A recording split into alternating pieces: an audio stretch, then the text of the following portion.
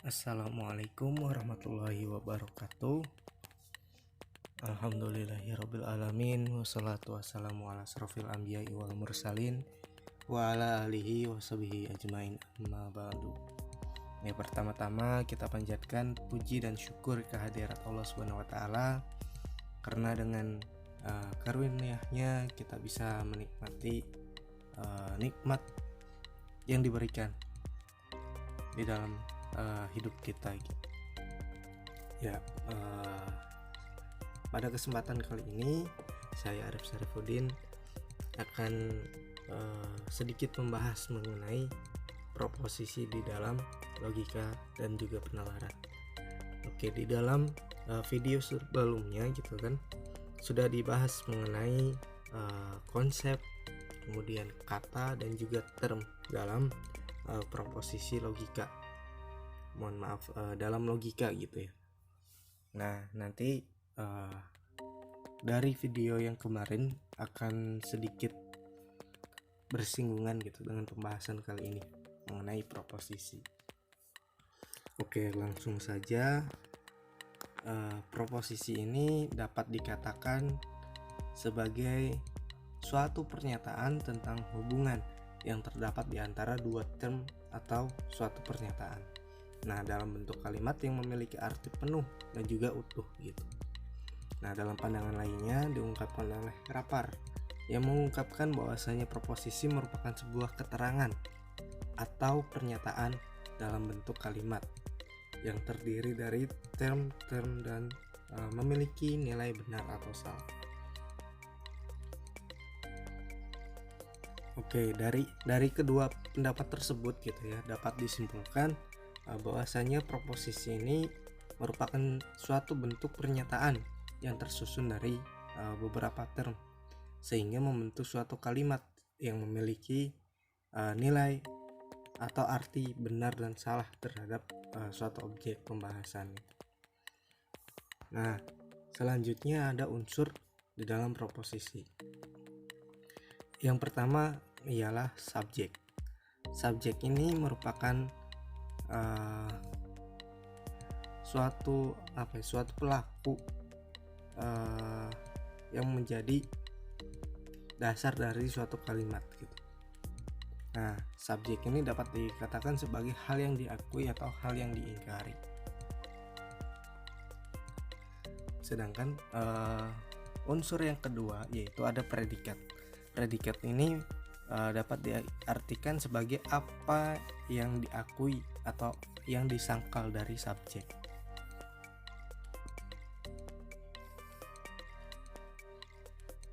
Nah, selanjutnya ada quantifier. Quantifier ini dapat dikatakan sebagai kata yang mengiringi sebuah subjek dengan menunjukkan adanya kuantitas di dalam subjek itu. Nah, yang terakhir yaitu copula. Copula ini suatu unsur yang wajib dimiliki di dalam sebuah proposisi gitu. Nah, berbeda dengan halnya quantifier. Kalau quantifier itu lebih fleksibel, tergantung ada tidaknya kuantitas di dalam subjeknya itu sendiri. Jika subjek di dalam proposisinya tidak memiliki kuantitas, maka tidak harus menggunakan quantifier seperti itu. Nah, copula ini dikatakan sebagai kata gitu yang menghubungkan antara subjek dengan predikat. Oleh karenanya ini keberadaan copula ini sangat urgent gitu ya. Oke, selanjutnya ada jenis dan juga bentuk dari proposisi. Nah, jenis-jenis proposisi ini bisa dibedakan berdasarkan bentuk. Nah, untuk hal ini itu terdapat dua jenis gitu. Yang pertama proposisi tunggal dan juga proposisi majemuk. Proposisi tunggal sendiri dapat dikatakan sebagai sebuah proposisi atau pernyataan yang bernilai dari beberapa term, akan tetapi hanya memiliki satu pernyataan saja gitu. Nah, sedangkan untuk proposisi majemuk itu dapat dikatakan sebagai suatu pernyataan atau term-term yang memiliki sebuah nilai dengan dua pernyataan atau objek pembicaraan. Nah, yang kedua, proposisi berdasarkan hubungan dapat dibedakan atas proposisi kategoris dan juga proposisi kondisional. Pembagian proposisi kategoris dan kondisional ini didasarkan dari sifat afirmasinya dan juga sifat negasi atau penyangkalan. Jadi dari sifat pembenaran juga sifat penyangkalannya yang terdapat di dalam hubungan antara subjek dan juga predikat di dalam suatu proposisi. Nah, selanjutnya proposisi berdasarkan kualitas ini dapat dibedakan atau dapat terbagi menjadi afirmatif dan juga negatif.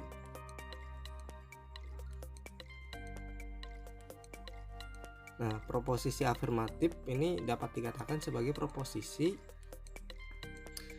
proposisi yang kumpulannya membenarkan atau afirmatif dari adanya persesuaian hubungan antara subjek dengan predikat.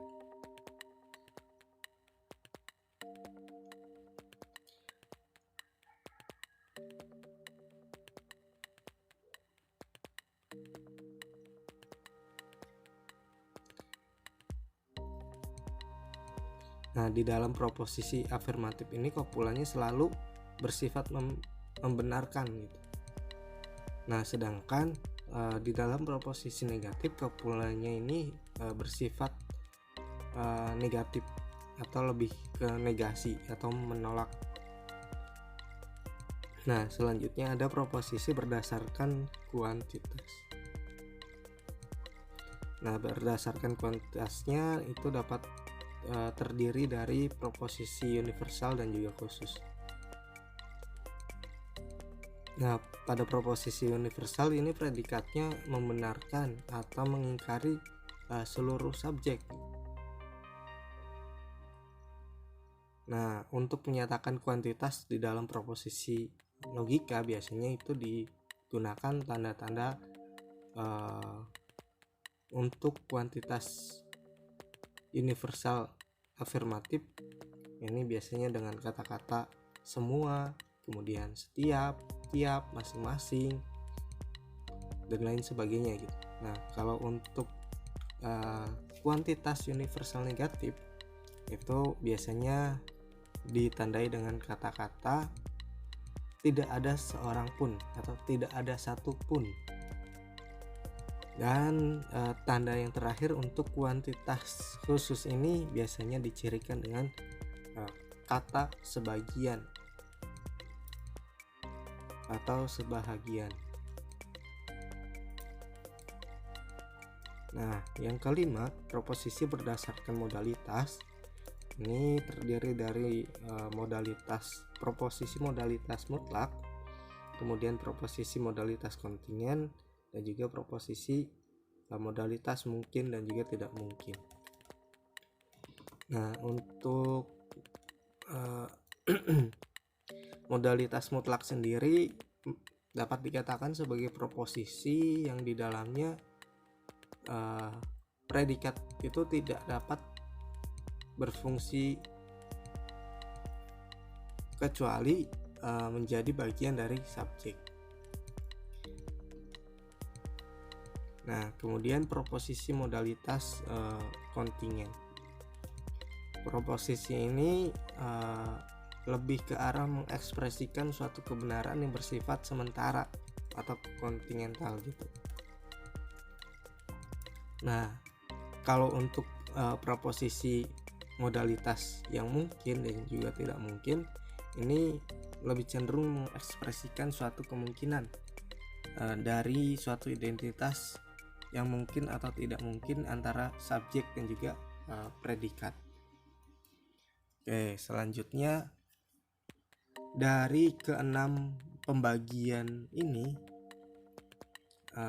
jenis proposisi itu akan melahirkan puluhan jenis proposisi gitu. Nah, apa saja jenisnya?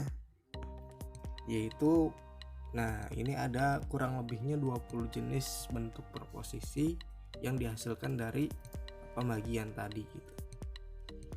Nah, karena nanti akan penjelasannya akan panjang dan memakan waktu yang sangat banyak, maka dari itu ini akan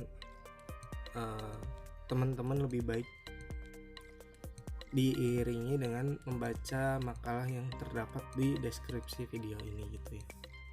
Nah, jadi bentuk dan juga jenis proposisi ini ada 20 macam.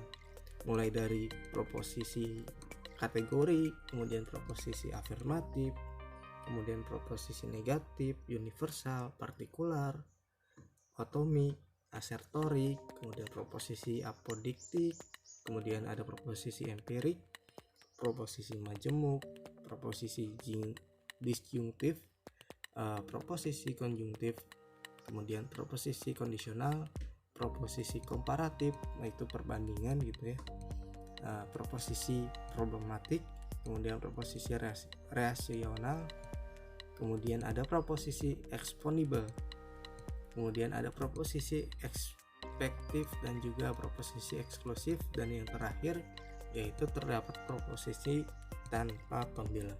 Nah, untuk detailnya teman-teman bisa baca dari sumber referensi makalah yang ada di deskripsi video gitu ya. Nah, di situ juga sudah jelas mengenai apa itu proposisi kategori, kemudian bagaimana contohnya dan lain sebagainya, itu ada di dalam makalah. Jadi teman-teman bisa sambil membaca makalahnya. Oke. Nah, selanjutnya di dalam proposisi terdapat distribusi term. Nah, maksudnya kayak gimana? Distribusi term ini di dalam proposisi logika ini menunjukkan luas atau cakupan sebaran dari term dari suatu subjek atau predikat di dalam suatu proposisi. Nah, term ini yang berdistribusi ialah term yang menunjukkan luas cakupan atau sebaran meliputi keseluruhan ekstensi term tersebut. Adapun term yang tidak berdistribusi ialah term yang hanya mengacu kepada sebagian kuantitas term. Hal ini berarti bahwa luas cakupan atau sebaran term tersebut tidak meliputi keseluruhan ekstensinya. Nah, jadi di dalam distribusi ini ada bisa dikatakan sebuah ekstensi gitu ya, sebuah keberadaan term di dalam proposisi.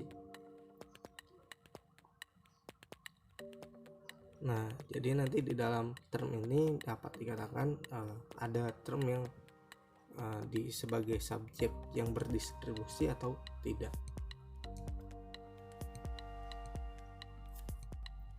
Ya, selanjutnya ini teman-teman bisa lihat bagian di dalam distribusi term di dalam proposisi. Nah, di dalam distribusi ini teman-teman bisa pahami dari simbol A, E, I, dan O ini. A ini menunjukkan afirmatif, kemudian E juga menunjukkan negatif, dan I itu menunjukkan afirmatif di dalam proposisi khusus, dan juga O itu menunjukkan proposisi negatif dari proposisi khusus. Nah, yang pertama ini proposisi A. Proposisi A ini merupakan term subjek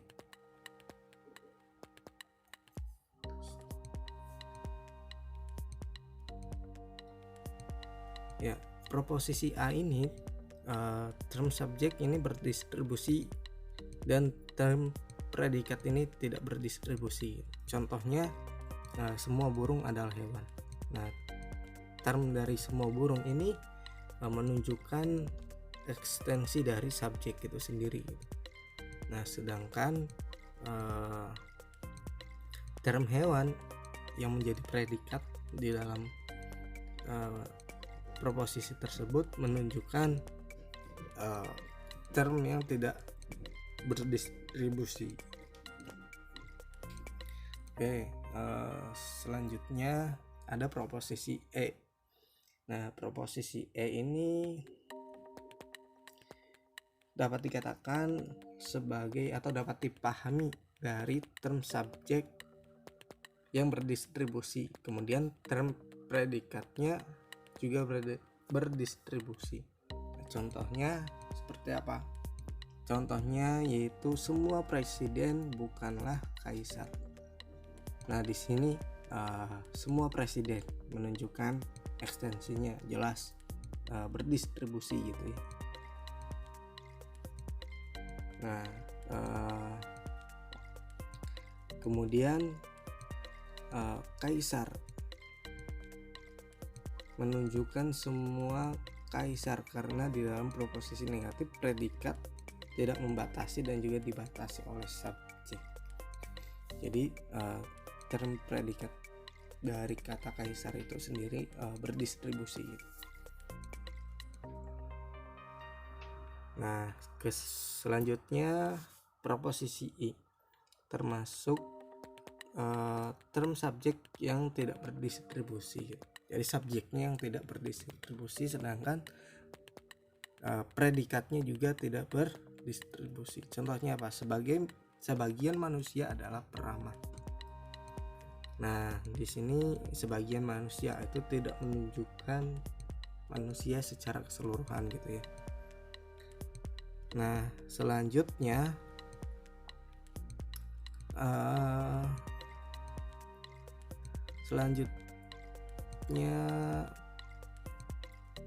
peramah itu hanya meliputi sebagian manusia yang tidak semuanya. Nah, selanjutnya proposisi O.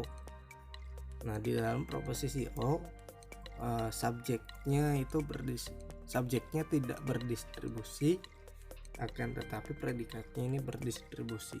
Contohnya sebagian manusia tidaklah cerdik. Nah, sebagian manusia itu tidak berdistribusi, dan juga cerdik ini berdistribusi karena meliputi semua ekstensi predikatnya. Oke.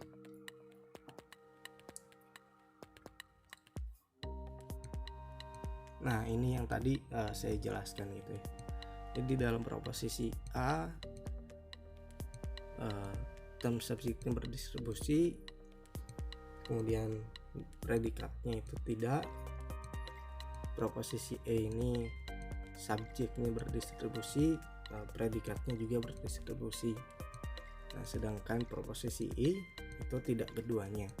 Dan proposisi O yaitu subjeknya yang tidak berdistribusi, tetapi predikatnya itu berdistribusi.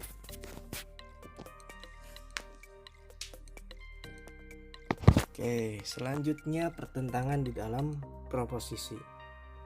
Nah, pertentangan ini dimaksudkan sebagai suatu hubungan yang terdapat antara proposisi-proposisi yang mempunyai subjek dan predikat yang sesama, tetapi kuantitas atau kualitasnya itu berbeda, atau keduanya atau dua-duanya itu berbeda gitu. Nah, dinamai pertentangan yang terdapat di dalam proposisi.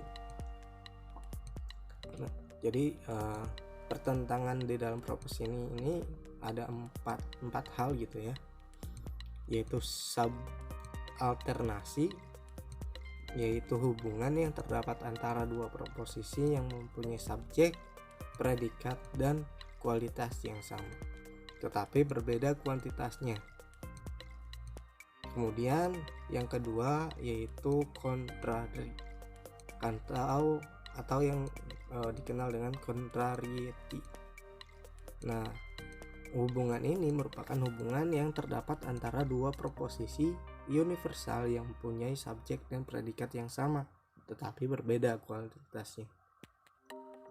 Oke, selanjutnya ada subkontrari.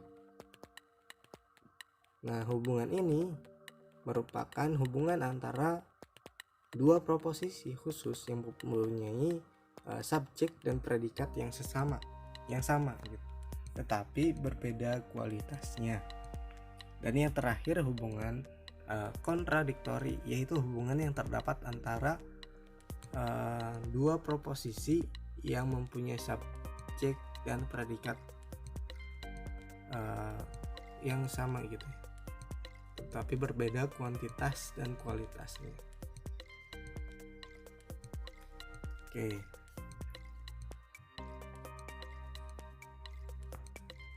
Nah, untuk pembahasan ini dapat dilihat di dalam bagan atau bujur sangkar pertentangan dalam proposisi.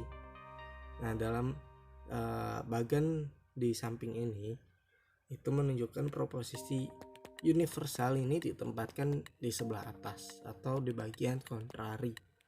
Nah, kemudian proposisi khusus ini ditempatkan di sebelah bawah, artinya di bagian subkontrari.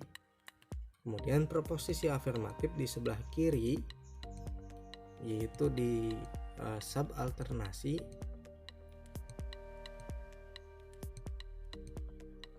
Dan proposisi negatifnya di sebelah kanan. Nah, bagan ini atau diagram ini dikenal dengan bagan Aristoteles square atau disebut juga dengan square of opposition. Oke. Nah, alhamdulillah untuk penyajian materi di dalam video ini cukup sampai sini. Mohon maaf apabila ada kekurangan, kelebihan dan lain sebagainya, mohon dimaklum dan dimaafkan. Oke, saya akhiri. Wabillahi taufik wal hidayah. Wassalamualaikum warahmatullahi wabarakatuh.